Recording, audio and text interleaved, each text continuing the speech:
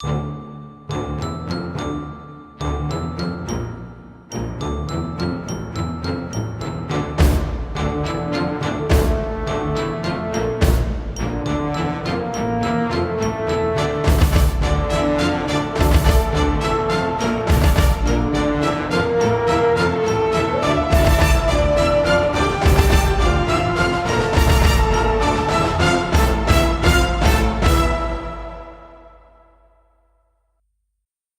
often start my M12 demos with this, which is the introduction to Crimea River by Michael Bublé, because it's very effective, it's very impressive, it all sounds big and everything else.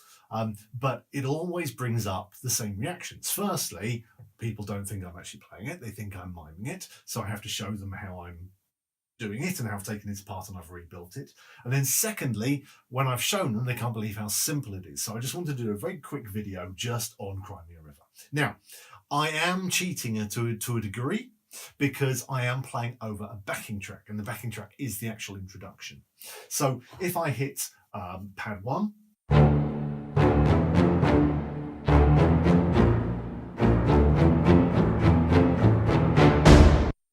I've got the introduction from the record. But over the top of that, I'm actually playing. I am actually using internal sounds from the M12 to play over the top. So what I'm doing with this is the samples and the internal sounds and putting them all together. Now, while we talk about the samples, there's something that is worth mentioning. The sample that I'm using on pad 1 is actually longer than I can load into the M12. And the M12 doesn't have a massive sample memory. It's incredibly powerful, but it's not really designed for backing tracks, and it's really designed for loops and hits and stuff like that.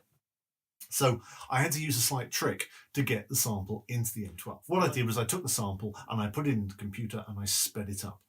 And when you speed up a sound, it gets shorter. So when it was within the time frame that I could load into the M12, I loaded it into the M12 and then slowed it down again so it gets longer, and that means I've got a sample in here which is longer than I can physically load into the M12. It's an old trick, everyone's done it, and it works very well. It does change the sound quality very, very slightly, but nothing to be worried about. So the sample in there has been sped up, loaded in, slowed down. Then on these 3 pads, I'm using the stack out function. Stack out is stack or alternate. So I can have up to 4 notes on any single pad on the M12. And I've got these so they are alternating. So whenever I hit the pad, it gives me the next note in the sequence. I'm using one of the internal glockenspiel sounds. There's thousands of internal sounds here, but I'm just using the glockenspiel sound. And every single time I hit the pad, it gives me the next note. So I've got a 4-note sequence here,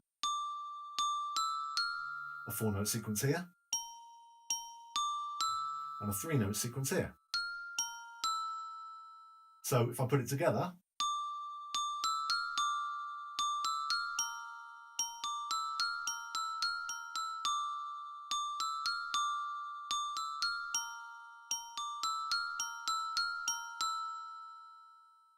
on this pad, I've got my big boom, which is sort of orchestral bass drum. It's actually an electronic bass drum and an acoustic bass drum layered together. So put it all together and you've got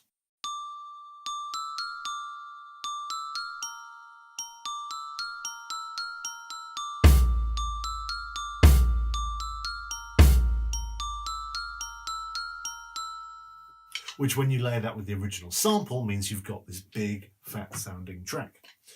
Very, very simple, very, very easy to do. And it's really not using any sort of advanced technology. It's just using very basic stuff which comes inside the M12. But put it all together and it sounds nice and big.